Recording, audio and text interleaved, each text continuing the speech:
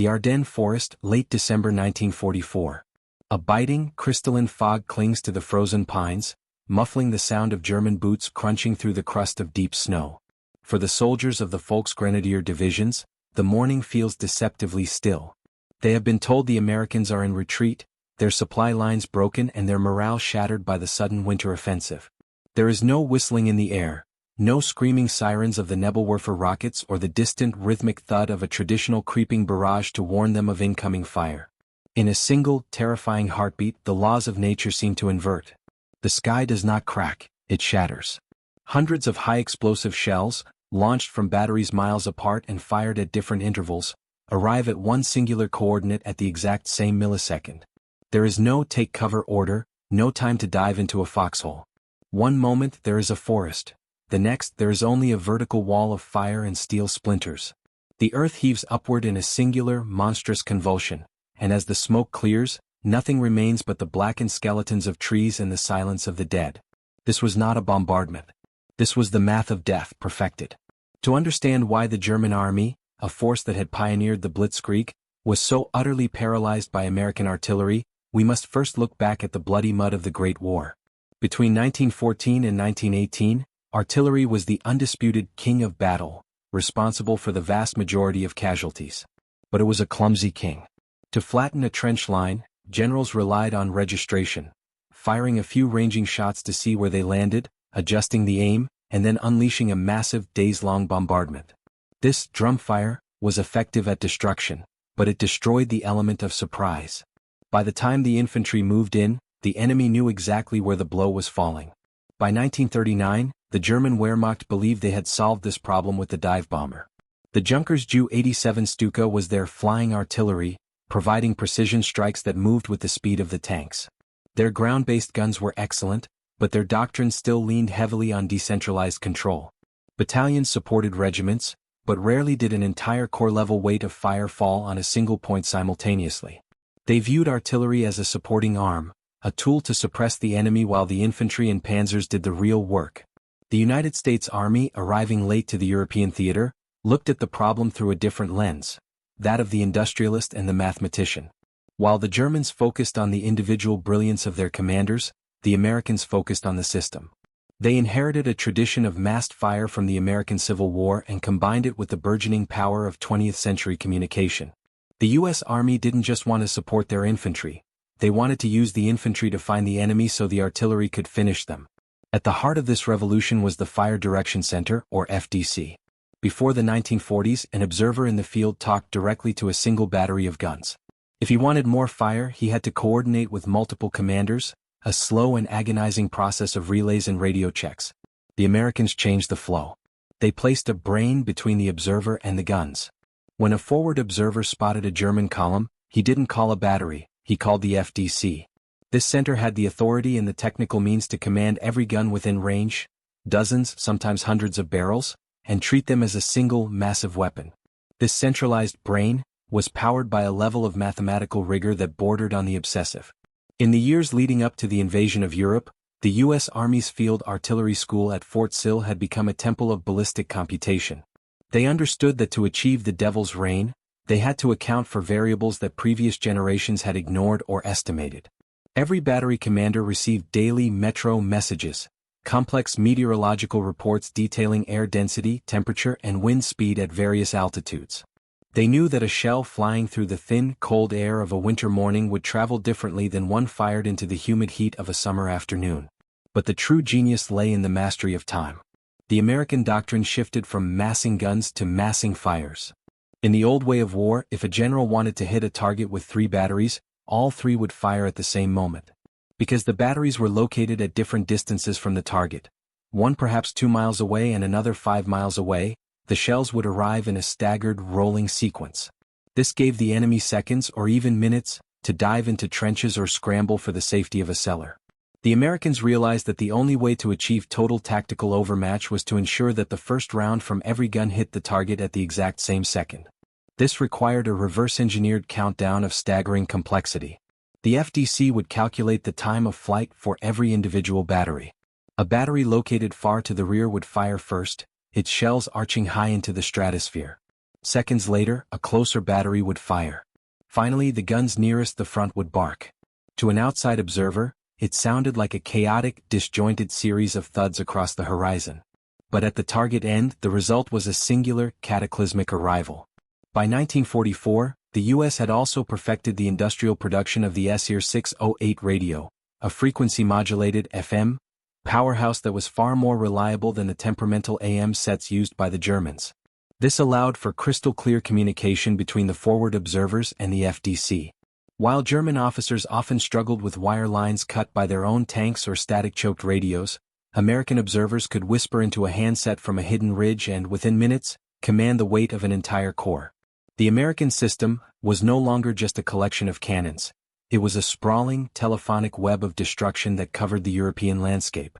The Germans, who prided themselves on their qualitative superiority, their Tiger tanks and elite paratroopers, were about to find that no amount of bravery could withstand a mathematical certainty. They were entering a war where the most dangerous man on the battlefield wasn't the sniper or the tank ace, but the quiet man with a radio and a map, calculating the geometry of their annihilation. To the men in the mud, time on target, TOT, felt like a supernatural phenomenon, but it was actually a masterpiece of Newtonian physics and human coordination. The first angle of this devil's reign is the sheer mathematical precision required from the American fire direction centers. For a TOT mission to succeed, the FDC officers had to work backward from a designated time over target. For example, exactly 10 a.m. They would consult firing tables that accounted for the specific muzzle velocity of each individual gun, the weight of the shell, and the drift caused by the Earth's rotation. If Battery A's shells took 48 seconds to reach the target and Battery B's took 32 seconds, the FDC controller would watch his stopwatch with agonizing focus. He would order Battery A to fire at 9 hours 59 minutes and 12 seconds, and Battery B to wait until 9 hours 59 minutes and 28 seconds. When those separate volleys met in the air, they converged from different trajectories to create a single, unified strike. This wasn't just shooting, it was a symphony of ballistics where the instruments were 155mm long toms and 105mm howitzers. The second angle is the forward observer, FO, the unsung architect of the slaughter. These men were the eyes of the ghost, often crawling hundreds of yards ahead of the front lines into no man's land or perched in precarious church steeples. The FO didn't carry a rifle as his primary weapon. He carried a map, a compass, and a radio. While German doctrine often required an officer to be present at the gun battery to lead, the American system empowered the lowest-ranking lieutenant in the field to be the most powerful man on the battlefield. When an FO whispered a set of coordinates into his SER 610 radio, he wasn't asking for help, he was directing the hand of God. He had to be a master of sensing, observing where a lone registration shell landed and adjusting the entire weight of the corps' fire in seconds. His courage was quiet, but his impact was total. If the FO could see you, you were already dead. The third angle is the German perspective, which was defined by a unique and profound psychological horror. In traditional warfare, there is a crescendo. The whistle of a shell provides a fraction of a second to hit the dirt. But with time on target, the first thing a German soldier heard was the explosion of 100 shells simultaneously. There was no bracketing, no warning shots. German survivors often reported a sense of technological helplessness. Letters home and interrogation reports from 1944 reveal that German troops believed the Americans had developed a secret weapon, or a fully automatic cannon, that could fire hundreds of rounds at once. The psychological impact was devastating. It stripped away the veteran soldier's ability to rely on his instincts.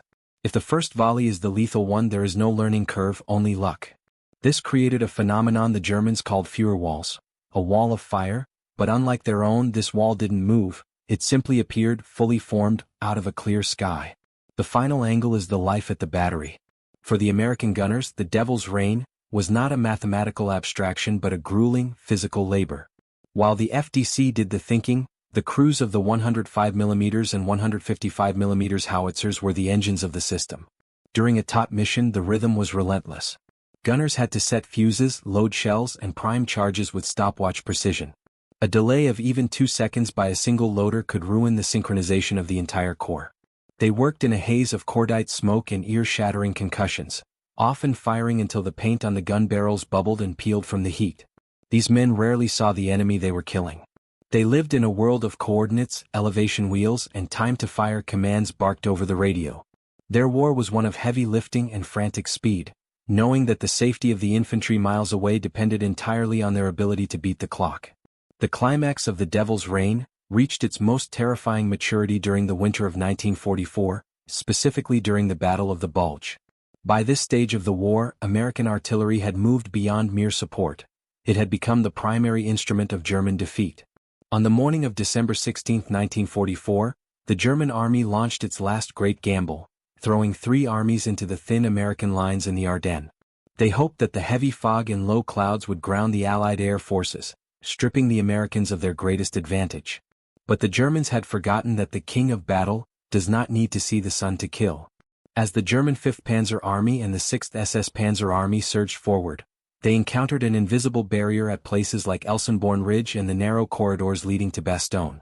On December 18, near the town of Neuville, German commanders observed a phenomenon that would haunt their after-action reports.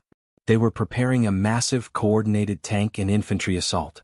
According to German doctrine, they had moved their assembly areas just out of the traditional, harassing fire range of American batteries. They believed they were safe to organize, refuel, and brief their officers. They were wrong. American forward observers, hidden in the second stories of shattered stone farmhouses, had already mapped every crossroads and clearing. At the fire direction centers, the math of the kill was being finalized. The order was given, time on target. At my command. The result was a slaughter that defied military precedent. In a single second, the designated assembly area was hit by the concentrated fire of 18 different battalions. This wasn't a bombing run that lasted minutes, it was an instantaneous erasure of a physical space. German Tigers and Panthers, beasts of steel that were nearly invulnerable from the front, were flipped onto their sides or had their thin top armor crushed by 155mm shells falling vertically. The infantry, caught in the open while checking their gear, simply ceased to exist. When the smoke cleared, the great German offensive in that sector hadn't just been slowed. The units assigned to it had been deleted from the order of battle before they ever saw an American soldier. The devastation at Elsenborn Ridge was not an isolated incident. It was the blueprint for the final months of the war. As the German offensive pressed toward the vital hub of Bastogne, the Devil's Reign became the city's true walls.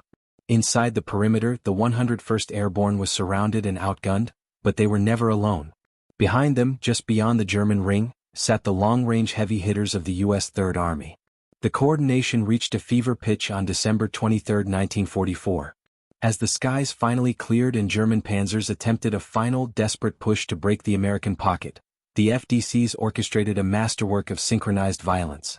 At one point, a German commander, General Otto von Manschufel, noted that his troops were being decimated by fire that seemed to anticipate their every move.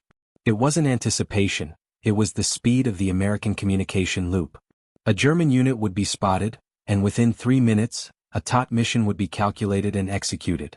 The climax of this tactic was the total suppression of the 15th Panzer Grenadier Division. As they attempted to maneuver in the open fields near Hemrol, the Americans didn't just fire at the tanks. They fired at the space around the tanks to strip away the supporting infantry. The taut volleys were so perfectly timed that German soldiers were found dead in their tracks, still holding their rifles with no signs of having ever tried to dive for cover. The Devil's Reign had achieved the ultimate goal of artillery, the total physical and moral collapse of the enemy. By the time the siege of Bastogne was lifted, the German High Command was forced to face a grim reality. Their veteran NCOs and officers, the backbone of the Wehrmacht, had been slaughtered not in honorable combat, but by invisible mathematicians miles away. The traditional German tactical advantage of aggressive movement had been neutralized by the American ability to turn any square kilometer of Europe into a death-time zone at a moment's notice. The German soldiers began to refer to the American artillery not as a weapon, but as the butcher's butcher. The aftermath of the Devil's Reign was written in the silence of the European countryside. When the smoke finally drifted away from the battlefields of the Ardennes and the Rhineland, the physical evidence of American artillery dominance was staggering. Intelligence officers conducting damage assessments found that in areas targeted by time-on-target missions, the concentration of craters was so dense that the ground resembled the surface of the moon. Unlike the scattered overs and unders of traditional barrages, taut strikes created a literal kill box, where the probability of survival for anyone caught in the open was effectively zero.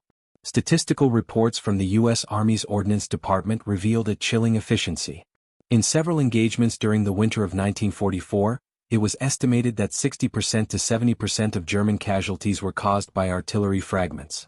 More tellingly, the ratio of shells fired to confirmed kills dropped significantly. The Americans weren't just firing more, they were making every shell count by ensuring the first one was the most lethal. German logistics were also paralyzed. The top missions didn't just target frontline troops but also hit vital bridges and crossroads miles behind the lines at the exact moment supply convoys were scheduled to pass, a feat made possible by the intersection of high-level intelligence and ballistic timing. For the German military, the aftermath was a crisis of doctrine. The Wehrmacht had always relied on the counterattack, the Gegenstoß, as their primary defensive tool. As soon as an American unit took a hill, the Germans would gather their reserves and strike back before the Americans could dig in. Todt destroyed this tactic. Every time German reserves gathered in a forest or behind a ridge to prepare their counterstroke, the devil's rain fell. By early 1945, German commanders reported that their men were becoming artillery-shy, refusing to congregate in groups larger than a squad for fear of triggering a massed American response.